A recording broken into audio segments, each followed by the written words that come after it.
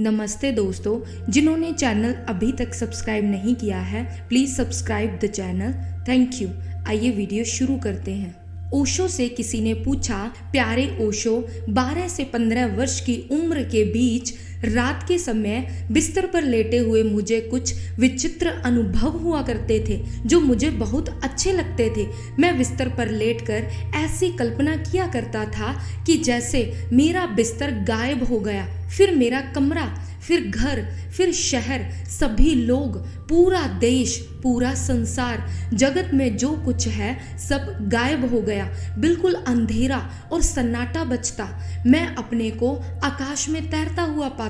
जब अंतिम चीज तक मिट गई होती तो मेरे चारों ओर जैसे एक चक्रवात सा बन जाता। मैं उसके अंदर प्रवेश कर जाता। यह अनुभव ऐसा था जैसे काम का अनुभव हो। इससे मेरे पेट में एक मीठी गुदगुदी सी होती जो कुछ सेकंड या कभी कभी 1 या 2 मिनट के लिए भी चलती। इस बारे में मैंने अपने माता पिता से या कभी किसी और से बात नहीं की क्योंकि मुझे डर था कि वे मुझे कहीं पागल न समझे। ओशो, यह अनुभव क्या था? तो ओशो कहते हैं, तंत्र में ऐसी एक विधि है जिसमें व्यक्ति को ठीक वही करना होता है जैसा तुमने अभी अपने बचपन के अनुभव के बारे में बताया। बच्चों के लिए आसान है लेकिन प्रौढ़ लोगों के लिए भी यह असंभव नहीं है। यह कल्पना के अभ्यास पर आधारित एक विधि है, लेकिन इसका यह अर्थ नहीं है कि उससे जो अनुभव तुम्हें होगा वह वास्तविक नहीं होगा। पहले मैं तुम्हें तंत्र की विधि के बारे में बताऊं। यह हर उम्र के लोगों के लिए है। इसे अंधेरे में करना होता है क्योंकि अंधेरे में तुम चीजों को देख नहीं सकते। तो यह कल्पना करना कि चीजें गायब हो रही हैं आसान हो जाता है। लेटना सबसे अच्छा और आसान है इस विधि के लिए क्योंकि मनुष्य बन पाया, थोड़ी बहुत चेतना को उपलब्ध कर सका, अपने 2 पैरों पर खड़ा होकर। अब रक्त का प्रवाह उसके सिर में कम से कम होता है। लेटे समय रक्त बहुत अधिक मात्रा में और बहुत अधिक गति के साथ सिर की ओर प्रवाहित होता है। ऐसा गुरुत्वाकर्षण के कारण होता है। जब तुम खड़े होते हो तो रक्त को गुरुत्वाकर्षण के विपरीत जाना पड़ता है। उसका प्रवाह धीमा पड़ जाता है, मात्रा कम हो जाती है। यही कारण है कि किसी और पशु के पास चेतन मन नहीं है। चलते समय गाय या घोड़ा या भैंस वे सब सीधे खड़े नहीं होते। उनके सिर को रक्त की उतनी ही मात्रा मिलती है जितनी शरीर के किसी और अंग को।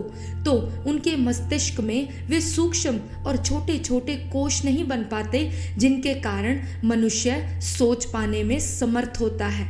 लेकिन यह संभावना है और जहाँ तक मेरा संबंध है मैं इसे एक निश्चित तथ्य मानता हूँ कि पशु कल्पना करते हैं। उनके पास चेतन मन नहीं है लेकिन उनके पास अचेतन मन तो है।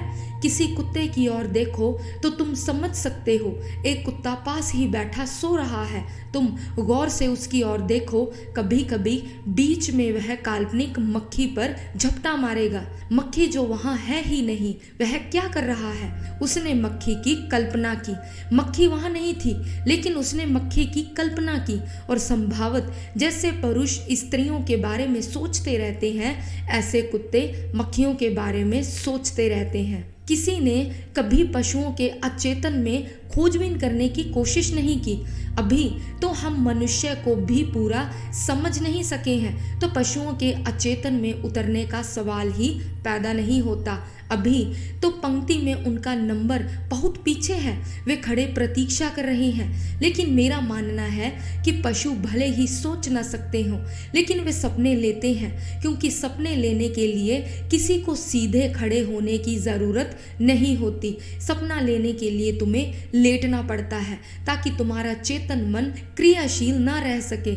उसके लिए तो बहुत थोड़े से रक्त प्रवाह की ज़रूरत होती है। जब रक्त का प्रवाह बढ़ जाता है तो चेतन मन सो जाता है और यदि बहुत ही अधिक मात्रा में रक्त का प्रवाह होने लगे तो उसकी मृत्यु हो जाती है। लेकिन अचेतन मन काम किए चले जाता है और उसकी भाषा शाब्दिक नहीं है, उसकी भाषा चित्रमयी है। तो एक छोटा बच्चा अपने बिस्तर पर लेटकर बहुत आसानी से यह कल्पना कर सकता है कि दीवारें मिट रही हैं, कमरा गायब हो रहा है, बिस्तर गायब हो रहा है, बाहर के सब पेड़ गायब हो रहे हैं, सब कुछ गायब हो रहा है और पूरा संसार मिट रहा है। केवल वह अकेला रह गया है और उसके चारों ओर सुंदर सन्नाटा और घना अंधेरा है। लेकिन यह विधि तंत्र के शास्त्रों में सुनाई गई है और कोई भी इसे कर सकता है और यह तुम्हारे ध्यान में सहयोगी भी होगा। यह बड़ी दुर्भाग्य की बात है कि माता पिता को मनुष्य की पूरी संपदा का पता ही नहीं। अलग अलग दिशाओं से मनुष्य चेतना को विकसित करने के लिए कार्य करता रहा है। यदि वह सब माता पिता को उपलब्ध हो जाए तो शायद वह इस तरह के अनुभवों के होने पर ऐसा नहीं समझेंगे कि बच्चा पागल हो गया है। वे आनंदित होंगे, वे तुम्हारी मदद करेंगे, वे तुम्हें पुरस्कृत करेंगे, वे तुम्हारी मदद करेंगे कि तुम ऐसे अनुभवों में और गहरे जा सको। संयोग से तुम्हारे हाथ एक सही द्वार लग गया है और बच्चा तो बड़ी सुगमता से शुरू से ही ध्यान का स्वाद ले सकता है और वह रोज रोज उसे विकसित किए चले जा सकता है। जब तक वह युवा होगा तब तक उसका ध्यान प्रौढ़ हो चुका होगा। फिर बिस्तर पर लेटने की जरूरत नहीं है, फिर वह चाहे बैठा या खड़ा हो और वह उसी शांति में प्रवेश कर सकता है, खुली आंखों से भी। सवाल बस इतना है कि तुम इस अनुभव में इतने गहरे उतरते चले जाओ, इतने गहरे उतरते चले जाओ कि वह तुम्हारे लिए सहज हो जाए। लेकिन सभी समाज उन सभी अनुभवों को निंदित करते रहे हैं जो कि तुम्हारे प्राणों को विकसित होने में सहयोगी हो सके। वे चाहते ही नहीं कि तुम्हारे प्राण विकसित हों। यदि तुमने किसी को बताया होता तो वह कहते कि तुम पागल हो गए हो, बंद करो यह सब, नहीं तो तुम पागल हो जाओगे। और वास्तव में तो उस अनुभव को रोकना तुम्हें पागल बनाने का उपाय है। इसीलिए मैं कहता हूँ कि हर पिता को, हर माँ को एक खास प्रशिक्षण से गुजरना चाहिए जिसमें उसे सिखाया जाए कि पिता कैसे होना है, माँ कैसे होना है, जहाँ उन्हें यह सिखाया जाए कि बच्चे में बड़ी संभावनाएं छिपी हैं और वह ऐसी कई चीजें कर सकता है जो तुम भी नहीं कर सकते।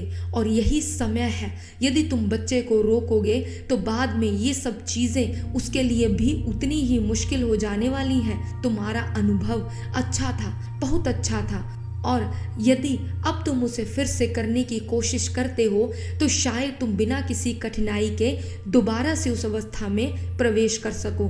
मेरे पास जो लोग इकट्ठे हुए हैं वे इसी तरह के अनुभवों में उतरने के लिए इकट्ठे हुए हैं। ये सब अनुभव हैं, ये सब विधियां तुम्हारे प्राणों को स्पर्श कर लेने के अलग अलग उपाय हैं। यह विधि कल्पना की विधि है।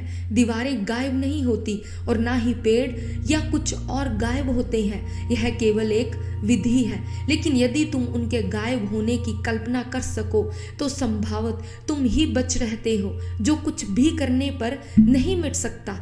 तुम्हारे मिटने की कल्पना की कोई विधि संभव नहीं है। साक्षी हर कल्पना के पार है, मन के पार है। जो बच रहता है वह केवल एक साक्षी है, एक देखने वाला, और वह तुम्हारी शुद्ध चेतना है। तो इसकी परवाह मत करना कि जो विधि तुमने अपनाई वह मात्र कल्पना भर थी। इससे कोई फर्क नहीं पड़ता क्योंकि तुम इसमें उत्सुक ही नहीं थे कि दीवारें मिट जाएं। वह एक उपाय था कि किसी तरह ऐसी परिस्थितियां पैदा हो जिसमें तुम हर चीज से मुक्त हो जाओ, चाहे वह चीज वहां है या नहीं, और तुम अपने प्राणों की सुंदर नीरवता को प्राप्त कर लो। ऐसा एक क्षण भी शाश्वत के समान है। और यह विधि तंत्र की विधि है जो सदियों से प्रयोग की जाती रही है। निश्चिंत रहो, इससे तुम पागल नहीं हो सकते।